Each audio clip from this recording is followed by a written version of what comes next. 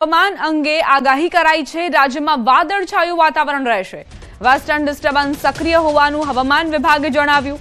રાજ્યના અમુક વિસ્તારમાં 24 કલાક વાદળછાયું વાતાવરણ રહેશે। આગામી 7 દિવસ તાપમાન યથાવત રહેશે। અમદાવાદનું લઘુત્તમ તાપમાન સામાન્ય કરતાં 6 ડિગ્રી ઊંચું નોંધાયું છે।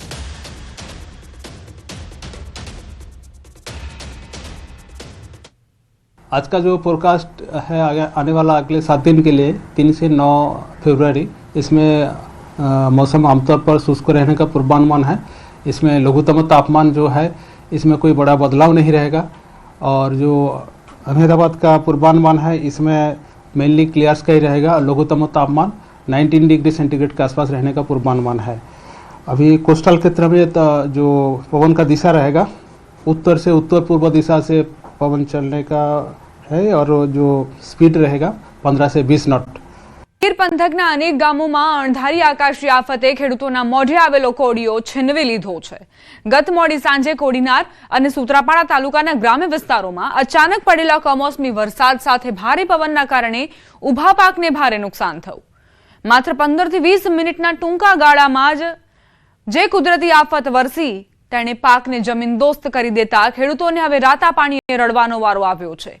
ચોમાસામાં પડેલા માવઠાના માર બાદ ખેડૂતો હજુ માંડ બેઠા થયા હતા, ત્યાં તો ફરી આ અણધારી આફતે ખેડૂતોની મુશ્કેલી વધારી છે।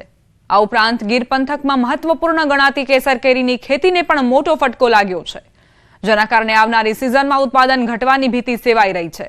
ચોમાસાના માવઠા બાદ માંડ બેઠા થયેલા ખેડૂતોને મોઢે આવેલો કોળિયો આકાશી આફતના કારણે છીનવાઈ જતા હવે સરકાર ત્વરિત સર્વે કરી યોગ્ય વળતર ચૂકવે તેવી માંગ ઉઠી છે। આ ઘઉં છે ઢળી ગયા પછી એમાં કોઈ વસ્તુ હાથમાં આવે જ નહીં, એ ઝીરું થઈ જાય, એ પછી દાણો છે ને હાવ ઈણપડો થઈ જાય, એમાં કંઈ હતરે નહીં। હવે આફત છે, કુદરતી આફત છે, આપણા તો હાથમાં નથી કંઈ। હવે તો શું કરવું? ખેડૂત તો આપણે તો આ થોડા થોડા નાખ્યા હતા, એ દીધા નહીં, આપણે નાખ્યા ઘઉંમાં। હવે ઘઉંમાં પાસે આફત આવી તો હવે સોયફર નહીં રહે। એક એવી ઝાપટ આવી એટલે બધા ખેડૂતોના ઘઉં છે પાથરે પડી ગયા અને મારે તો મોઢે આવેલો કોળિયો કેમ છીનવાય છે એ ટાઈપનું થયું। અને આંબા હતા એના પણ મોર હતા એ ખરી ગયા અને બીજા બાજરા હતા એ પણ પાથરે પડી ગયા અને જુવાર હતો એને પણ નુકસાન બહુ આવેલું છે। ખેડૂતો પાસે બીજો કોઈ આવકનો કોઈ સાધન નથી। આ એક ઉપર મીટ હતી, કારણ કે જે પૈસા માંડવીના થોડા થોડા આવ્યા હતા એ આમાં નાખ્યા, આ બધી પાથરે પડી ગયા। ઘઉં છે એ પોષણ ન થાય એટલે ઘઉં છે એ હાથમાં ન આવે। દરેક પાકને સાહેબ નુકસાન થયું છે। ઘઉં અત્યારે છેલ્લા પાણી પાઈને પાકમાંથી આવી ગયા છે ને ઘઉંને જમીનદોસ્ત કરી દીધા છે। હવે આમાં ખેડૂએ બધો ખર્ચો કરી દીધો ને છેલ્લા સમયે નુકસાન થયું। આમનામ અવારનવાર એક ઉપરા ઉપર જો ગયા ઉનાળાનો પાકમાં મારો સૂથી નાખ્યો વરસાદે માવઠાએ, ત્યાર પછી ચોમાસાની અંદર અમે માંડવીના બરોબર પાથરા કરી રહ્યા તો પાથરા 12 દિવસ સુધી અમારા પાણીમાં હળ્યા છે ને તે પછી અત્યારે ઘઉંનો પાક લીધો તો ઘઉંમાં પૂરું ખર્ચ કરીને અમે બહાર નીકળ્યા ને જ્યાં પાક લણણીનો સમય આવ્યો ત્યાં જમીનદોસ્ત થઈ ગયા છે। હવે આમાં અમારી નુકસાનીનો કોઈ પાર જ નથી। હવે આમાં ખેડૂત કઈ રીતે બેઠા થાય? આ બધા ઘઉં પાવ તળિયે નાખી દીધા, નુકસાન એટલે અમારે આમાંથી 2 અઢી ખાંડી ઘઉં થાત।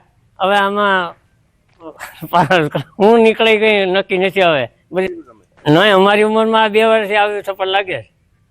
છોટાઉદેપુર જિલ્લાના શેરડી પકવતા ખેડૂતો માટે એક સમય આશીર્વાદ સમાન રહેલી સરદાર શુગર ફેક્ટરી આજે 1800 ખેડૂતો અને કામદારો માટે અન્યાય અને સંઘર્ષનું કેન્દ્ર બની ગઈ છે। વર્ષ 1998માં ખેડૂતોને આર્થિક રીતે સદ્ધર બનાવવા સ્થાપવામાં આવેલી આ ફેક્ટરી 2008માં બંધ થઈ ગઈ હતી। ફેક્ટરી બંધ થતા એક તરફ બેંકનું મોટું લહેણું ઊભું થયું અને બીજી તરફ 1800 સભાસદ ખેડૂતોના કરોડો રૂપિયા અટવાઈ ગયા। બેંકે લેણા માટે ફેક્ટરી પર કબજો મેળવી તેને ખાનગી વ્યક્તિને વેચવી દીધી। સરકારની શરત હતી કે ફેક્ટરી ફરી શરૂ કરાશે, પરંતુ ખાનગી માલિકે ફેક્ટરી શરૂ કરવાની બદલે જમીન અને મશીનરી વેચવાનું શરૂ કર્યું। આ બાબત સામે ખેડૂતોમાં ભારે રોષ જોવા મળી રહ્યો છે અને પોતાના પૈસા મેળવવા ખેડૂતો એકજૂથ બની ફેક્ટરી પર પહોંચી વિરોધ નોંધાવી રહ્યા છે। ખેડૂતોના જણાવ્યા મુજબ તેમણે અનેક વખત રજૂઆત કરી, પરંતુ આજ સુધી કોઈ નક્કર નિર્ણય નથી કરાયો। ખેડૂતોની માંગ છે કે સરકાર તાત્કાલિક હસ્તક્ષેપ કરી તેમના હકના પૈસા વ્યાજ સહિત ચૂકવે, નહીં તો આવનારા સમયમાં ઉગ્ર આંદોલન કરવામાં આવશે। 2007માં એ બંધ થઈ અને એ ઘણું ખોટું થયું છે। અત્યારની હાલતમાં ખેડૂતોને સુગર જો હોત તો ઘણો ફાયદો થાત અને બહુ લાભ થાત. પાણી હવે આવ્યું તે ટાઈમે પાણી નહોતું અને સુગર હતી. અત્યારે પાણી છે અને સુગર નથી. 2009ની સાલથી 1800 ખેડૂતોના પૈસા જે બાકી જે છે તે બાકી પૈસાનું આજ દિન સુધી કોઈ પણ પ્રકારનું ચૂકવણું થયેલ નથી અને એ પૈસા સેન્ટ્રલ કોઓપરેટિવ બેંકમાં જમા છે અને જમા હોવા છતાં પણ ખેડૂતોને શા માટે આપવામાં આવતા નથી તે અમારો મુખ્ય મુદ્દો છે. અમારા ખેડૂતોના 1800 ખેડૂતોના 11 કરોડ ને 67 લાખ રૂપિયા મુદ્દલ જે તે સમયના અમારા બાકી છે. હવે એ પૈસાને લીધે અમારા 1800 ખેડૂતના કુટુંબો અમારી પરિસ્થિતિ એવી છે કે જે તે ટાઈમથી અમારા પૈસા જ્યારથી નહીં મળ્યા ત્યારથી અમારી બેંકો અમારાથી ભરાતી નથી. બેંકોના અમે લોકોની પાસેથી પૈસા લાવીને વ્યાજે લાવીને ઉથલામાં આવે છે. નથી અમારા છોકરાને પૂરતું શિક્ષણ અપાતું કે અમારી નથી ખેતીમાં બજારમાં કોઈનું અમારાથી પૈસા અપાય નથી. ખેતીમાં પણ અમારે ખૂબ અમે પાછળ પડેલા છે.